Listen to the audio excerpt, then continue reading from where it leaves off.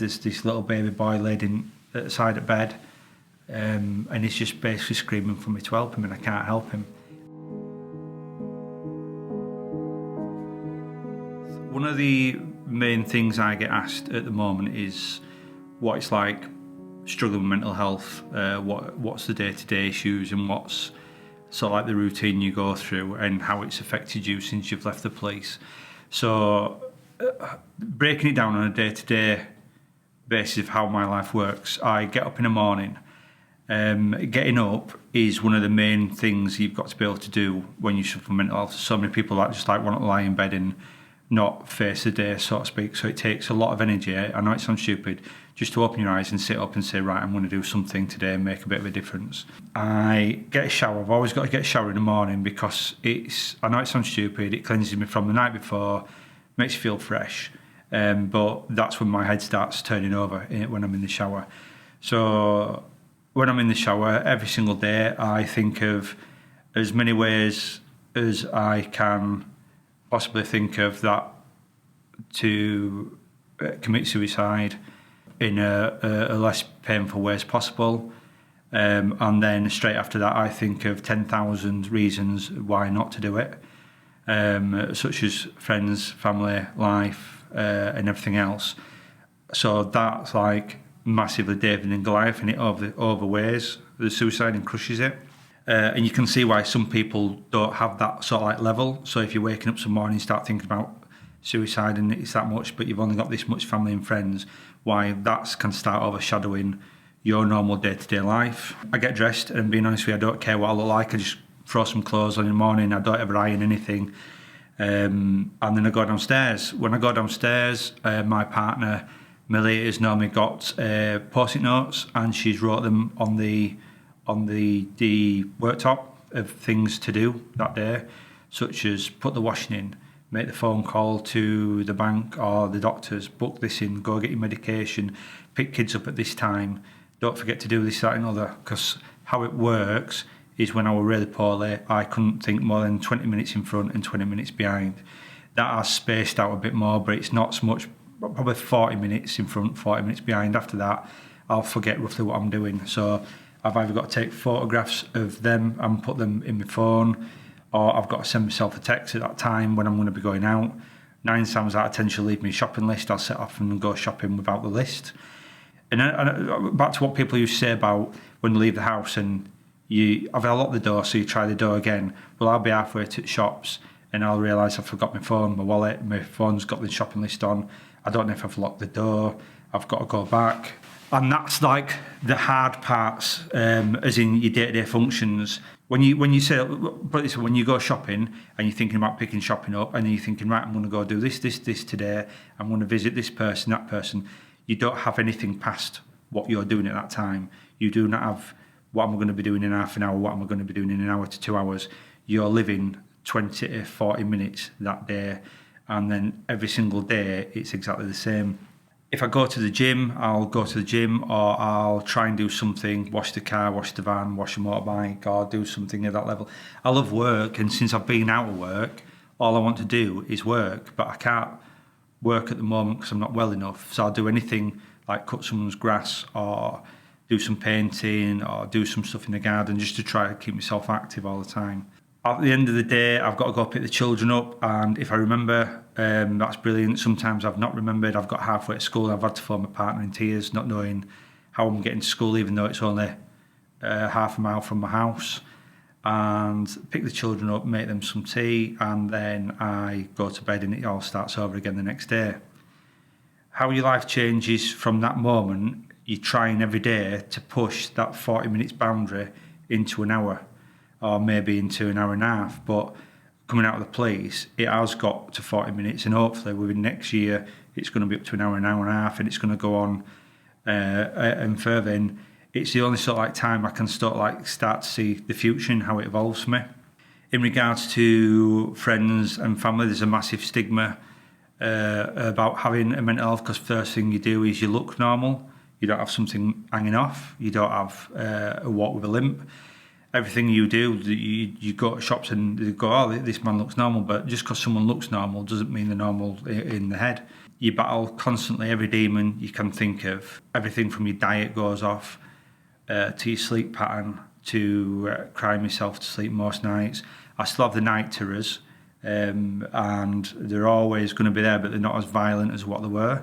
So when I do sleep, the thought of the strangulation and someone sat on my chest is still there, but the child is still in the room and the man's in the room, but I don't smell and taste blood as much as what I used to do. What does that look like for someone who doesn't know? All I can say is, can you imagine really being in bed at night and someone is literally trying to strangle you and sit on your chest? That's what it's like, but there's no one there. So wherever you are and whatever you're doing, whatever you're dreaming about, you wake up and you're pinned to the bed, you literally can't move. You can't breathe. You're being restricted with your neck and with your breath. You cannot move. You try to sit up, you can't sit up. And with me, there's always one man stood at the bottom of my bed looking. I don't know who this man is. It could be my dad, like visions of my dad when I'm half asleep, half awake. It could be something just my conscience or conscience, whatever you want to say, bringing things in from the past. But it's just violence. There's no such. I can't sugarcoat it more than it's violence, and it's stopping me from breathing. It's stopping me from protecting my partner and my children. And then, like I said, there's the acidy taste, there's this metally taste of the blood, and it's just pure violence. Like I woke up the other morning and my partner says, "Do you remember punching me last night?" And I said, "No." She says, "You punched me in the face." So I were in bed and I punched him in the face. Now apparently it wasn't hard, but I was lashing out.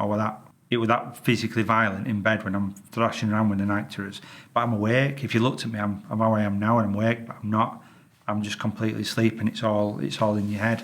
And if it's not that, it's like I said, there's this little baby boy laid at the side of bed, and he's just basically screaming for me to help him, and I can't help him, and then I can't get up, and then eventually you'll tire yourself out, and literally you don't faint, but you tire yourself out. How much you just nod back off, or you go straight back to sleep, or you wake yourself up. We've all done it when we've had that dream and we've kicked and we've gone, bloody hell, and woke ourselves up, or we've sat up in bed or we've twitched. It's like that, but it's 50 times as worse, more violent, and you end up sweating. It's like you're seeing but you're not seeing. I know it sounds bizarre. You probably could go downstairs because everything in your head is visionary, so you put in everything from how you've remembered it before. So walking around your house, you could probably walk around your house, walk downstairs and make a cup of tea, but you're completely asleep because you know where the kettle is, you know how many steps it is to your toilet door and this sort of thing. So you're full on asleep, but your eyes are open, and it's there in front of you, it's tangible. But the violence, I can't stress to you as much as the violence. All I could describe it is like a stranger attacked you, and you just know that it's all going wrong as this, and this is how it's going to be.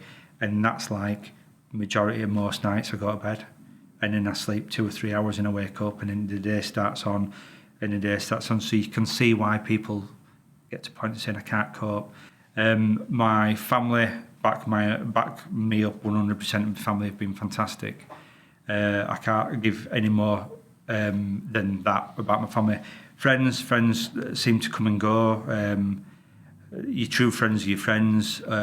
Some people literally, I don't know what some people want. There's some people turn their back on you because I don't know what they want to do. Do they want you to be at home all the time wearing a pack of Mac, as well as eating digestive biscuits and not knowing who you are?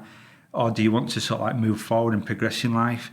I'm either going to stay poorly all my life, or I'm going to push forward every day and try and get better and better and better. And all I'm trying to do every day is get better and better and better. So if people don't understand the fact that I'm poorly and I want to make a better future for myself and my family and my children, I don't want my children to be seeing me when I'm 50 years old no better than what I was when I was 42, 43. So I'm trying to progress and change myself. I think a lot of people don't like you try and be more of a success than what you are. It's hard when you go from a massive span of knowledge, friendship and support when you're in the police to then leaving the police and you go to that much strength and support. And you go on Facebook, a lot of people have defriended you off Facebook, a lot of people have blocked you, or a lot of people have muted your timeline or muted their timeline. And I don't know what they're suspicious of or how things go. But the reason I wrote my book is it's cathartic. Is that the right word? Is that right? Cathartic for myself. So it gives me the peace to come out and say things that I struggle to talk with because of the illness. And where when you couldn't talk, it's easy to sit and type. So that's why how the book came out. In regards to stigma, everyone that has or will turn their back on someone with a mental health issue or not speak to that person with a mental health issue, they are the reason mental health issues are still so taboo. So what you're trying to do is you're always trying to overcome that battle. I watched Philadelphia with Tom Hanks when he has AIDS and stuff, and you can see when even, I think it was set in the 80s, people are not shaking his hands because they're scared of something that's different, and people are always scared of something that's different. You shouldn't be scared of something that's different. You should basically bring it into your life and how can you deal with it, and it's not wrong to shake hands with people. It's not wrong to talk about mental health. Most people with mental health want to talk about mental health.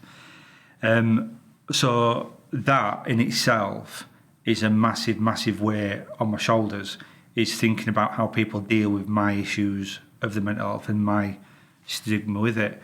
The backpack I've had is still there. It's still basically what I call full, but what I'm doing is I'm not pulling it around with me. I'm owning that aspect of being poorly.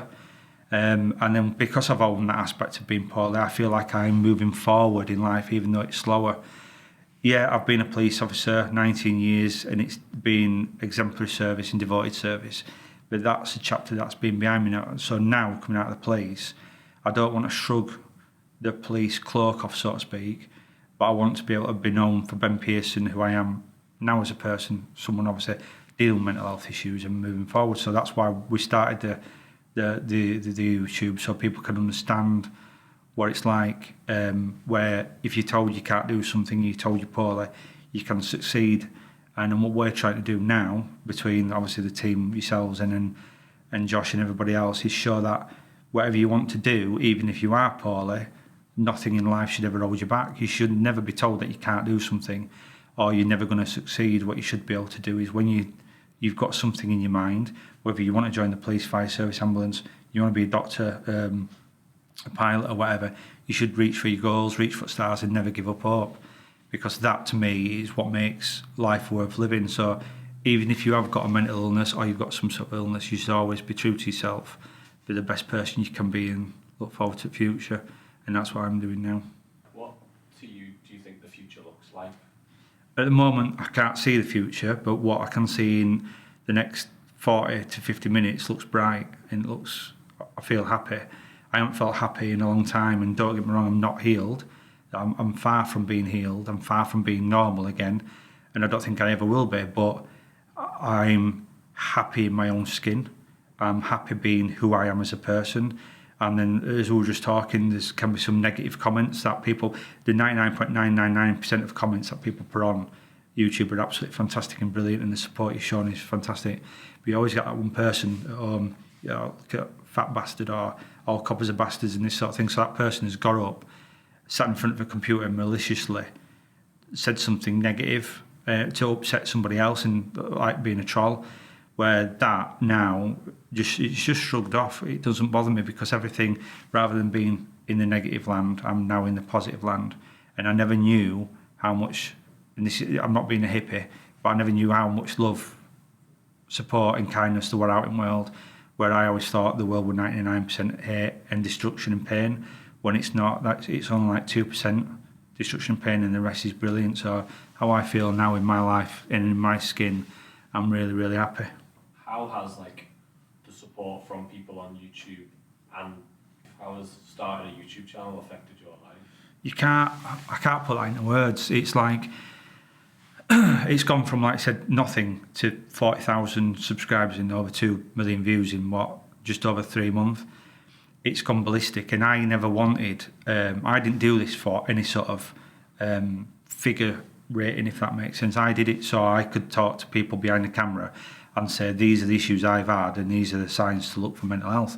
I can't describe how much it means to me when I look at all these positive comments, and every single comment you put on, I look at. I just can't seem to reply because I can't seem to reply quick enough. Every time I start typing, the other ones come on, and I feel like I'm going to start leaving people out there. I can't give you the amount of love and pride I feel for what you've given me. So I want to say thank you to each and every one of you. And like I said, I will. If you want me to keep doing this, I will keep doing it, as long as obviously the lads want to keep doing it. And I'll give you the content you want, and I'll be open and honest and truthful, and you just ask me what I want to know, I'll let you know. We've launched the Pearson channel. If you want to help out, please see the link below. Thank you.